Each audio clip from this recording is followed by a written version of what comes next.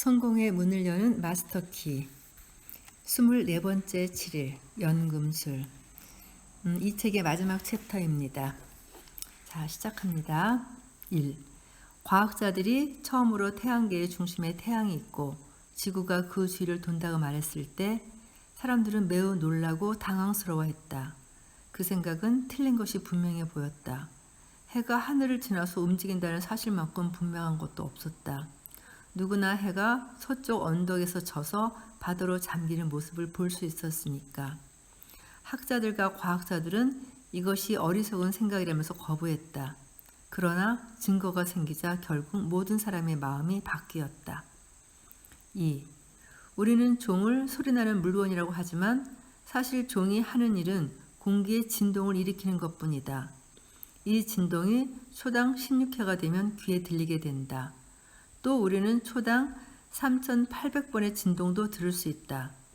진동수가 이보다 높아지면 다시 정적이 된다. 이건 처음 알았어요. 그러므로 우리는 소리가 종이 아니라 우리 마음에 있음을 알게 된다. 3. 우리는 태양이 빛을 준다고 말하고 실제로 그렇게 생각하기도 한다. 하지만 알다시피 태양은 단지 에너지를 줄 뿐이다. 그 에너지가 에테르에 초당 400조의 진동을 형성해서 우리가 말하는 광파가 된다. 그러므로 빛이라는 것은 단지 일종의 에너지일 뿐이고 파장의 움직임에 의해서 마음이 일어나는 감각임을 알게 된다. 진동수가 증가하면 빛의 색이 변하는데 이는 파장이 더 짧고 진동도 더 빠르기 때문이다. 따라서 장미를 빨갛다고, 잔디를 푸르다고, 하늘을 파랗다고 부르기는 하지만 우리는 색깔은 그저 우리 마음속에 존재할 뿐이며 우리가 느낀 감각은 광파의 변화 때문임을 알고 있다. 진동수가 400조보다 낮아지면 더 이상 빛으로 느껴지지 않고 열로 느껴지게 된다.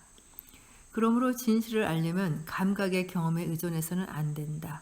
감각의 경험에 의존했다면 우리는 태양이 움직이고 지구가 둥글지 않고 평평하며 별들이 거대한 항성이 아니라 작은 빛이라고 믿었을 것이다. 4. 그렇다면 모든 형이상학의 이론과 실제 전체는 우리 자신과 우리가 살아가는 세계에 대한 진리를 아는 것으로 좁혀진다. 또한 조화로워지려면 조화를 생각해야 하고 건강해지려면 건강을 생각해야 하며 풍요로워지려면 풍요를 생각해야 함을 아는 것도 이에 해당된다. 이렇게 하려면 감각의 증거를 뒤집어야 한다. 5. 모든 형태의 질병, 부족, 한계가 단지 그릇된 생각의 결과임을 알 때 당신은 진리가 우리를 자유케 한다는 사실을 알게 될 것이다. 어떻게 산을 옮길 수 있는지도 알게 될 것이다. 이 산들이 의심과 두려움, 불신, 기타 유사한 감정들만으로 이루어진 것일지라도 그것은 실체이고 따라서 없애버리기만 할 것이 아니라 바닷속에 던져버려야 한다. 6. 정말로 해야 할 일은 이 말이 진실인지 스스로 확신하는 것이다. 이렇게 할 수 있게 되었다면 진리를 생각하는 일이 어렵지 않을 것이다.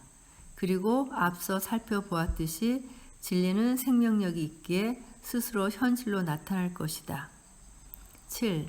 마음을 다스림으로써 병을 치유하는 사람들은 이 진리를 깨달은 사람들로 자신의 삶과 다른 이들의 삶에서 이를 실제로 보여준다.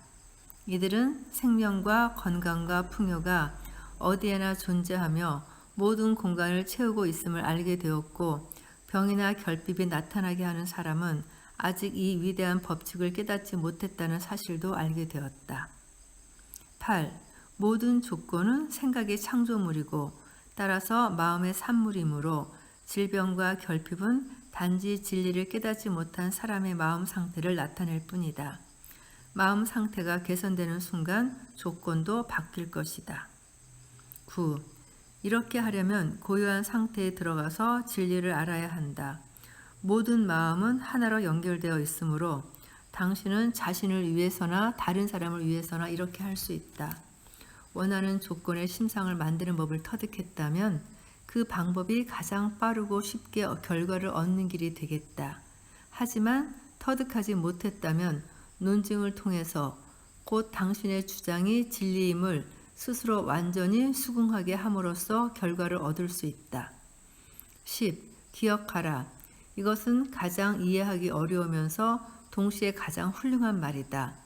문제가 무엇이든 그것이 어디에 있든 누가 영향을 받든 문제는 당신 자신뿐임을 기억하라. 당신이 현실에 나타나기를 바라는 진리를 확신하기만 하면 된다는 말이다. 11. 이것은 모든 형이상학 체계와 조화를 이루는 정확히 과학적인 말이다. 다른 방법으로는 지속적인 결과를 얻을 수 없다. 12. 심상을 만드는 것이든 논증이든 자기 암시이든 모든 집중은 진리를 깨닫기 위한 도구에 불과하다. 13. 누군가를 도와주고 싶거나 부족함이나 한계나 잘못을 바로잡아주고 싶다면 당신이 도우려는 그 사람을 생각하는 것은 올바른 방법이 아니다. 도와주겠다는 의도로도 이미 충분하다. 이거 굉장히 새로운 건데요. 당신이 도우려는 그 사람을 생각하는 것은 올바른 방법이 아니다. 도와주겠다는 의도로도 이미 충분하다. 이렇게 하면 마음으로 그 사람과 연결되기 때문이다. 그런 뒤에 당신 마음속에서 부족이나 한계나 질병이나 위험이나 어려움 따위를 지워버려라. 당신이 이것에 성공하자마자 결과가 나타나 그 사람이 그런 문제들로부터 해방될 것이다. 14. 그러나 생각이란 창조적임을 기억하라. 따라서 조화롭지 못한 조건들을 생각하게 될 때마다 당신은 그 조건들이 외형일 뿐 실체가 아님을, 또한 영혼만이 실체이며 영혼은 완벽할 수 없음을 깨달아야 한다. 15. 모든 생각이 일종의 에너지이고 진동이지만 진리에 대한 생각은 진동수가 가장 높아 어떤 종류의 거짓도 다 파괴한다. 마치 빛이 어둠을 없애버리듯이 말이다. 진리가 나타나면 어떤 거짓도 남아있을 수 없다. 그러므로 당신이 할 일은 진리를 이해하는 것이다. 그러면 당신은 모든 부족과 한계와 질병을 극복할 수 있게 될 것이다. 16. 우리는 외부 세계에서는 진리를 이해할 수 없다. 외부 세계는 상대적일 뿐이다. 진리는 절대적이다. 그러므로 우리는 반드시 내부 세계에서 진리를 찾아야 한다. 17. 진리를 볼 수 있게 마음을 단련하면 오직 참된 조건들만 나타나게 된다. 이렇게 할 능력이 얼마나 되는가가 우리의 발전 정도를 알려주는 지표가 될 것이다. 18. 절대적인 진리는 내가 완벽하고 완전하다는 것이다. 참 나는 영혼이고 따라서 완벽하지 않을 수가 없다. 영혼에는 어떤 부족도 한계도 질병도 없다. 천재적인 번쩍임은 뇌 분자가 움직이기 때문이 아니다. 그것은 우주의 마음과 하나인 영적인 나에게 영감을 받아 나타나는 것이다. 영적인 나가 우주의 마음과 하나임을 깨달으면 모든 영감과 천재성을 얻게 된다. 그 효과는 멀리까지 미치고 앞으로 올 세대들에게 영향을 준다. 그것은 수백만의 사람들이 따라갈 길을 알리는 불기둥인 것이다. 19. 진리는 논리적인 훈련이나 실험, 관찰의 결과가 아니다. 진리는 고양된 의식에서 나온다. 카이사르가 지닌 내면의 진리는 그의 태도와 삶과 행동에 나타난다. 사회의 형태와 발전에 미친 그의 영향력에 나타난다. 당신의 삶과 행동, 그리고 세상에 미치는 영향력은 당신이 진리를 깨달은 정도에 따라서 달라질 것이다. 진리는 신앙이 아니라 행실에 나타나기 때문이다. 20. 진리는 성격에 나타난다. 사람의 성격은 자기가 믿는 종교나 자기가 진리라고 믿는 것에 대한 판단이고 이는 다시 자기가 가진 것의 특성으로 증명된다. 어떤 사람이 자기 운명의 흐름을 불평한다면 이는 명백하고 거부할 수 없는 타당한 진리를 부정하는 것처럼 부당한 일이다. 21. 환경과 숱한 상황과 사건들은 이미 잠재의식적인 인격 안에 존재하는데 이것은 그와 유사한 심적, 물질적인 것들을 끌어당긴다. 따라서 미래는 현재에 근거하여 결정되고 있다. 만일 우리 삶에서 어떤 부당한 측면이 눈에 띈다면 반드시 내부에서 원인을 구하고 외부 결과를 만들어낸 심적인 요인을 발견하려고 노력해야 한다. 22. 바로 이런 진리가 당신을 자유롭게 할 테고 이를 의식적으로 알게 됨으로써 당신은 모든 어려움을 극복할 수 있게 될 것이다. 23. 외부 세계에서 만나는 조건들은 틀림없이 내부 세계에서 만들었던 조건들의 결과이다.